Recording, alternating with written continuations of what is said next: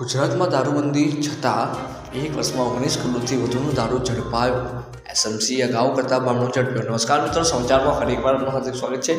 સમાચાર શરૂ કરતાં પહેલાં જો તમે ચેનલ પર નવા હો તો ચેનલને જરૂરથી સબસ્ક્રાઇબ કરી લેજો. તો મિત્રો, સમાચાર છે કે સામાન્ય વ્યક્તિ પણ આ આંકડાઓ પરથી અંદાજો લગાવી શકશે કે ગુજરાતમાં દારૂબંધી હોવા છતાં પણ કેટલાક પ્રમાણમાં દારૂની હેરાફેરી થઈ રહી છે અને દારૂની હેરાફેરી પાછળ કેટલું મોટું નેટવર્ક પણ સક્રિય છે.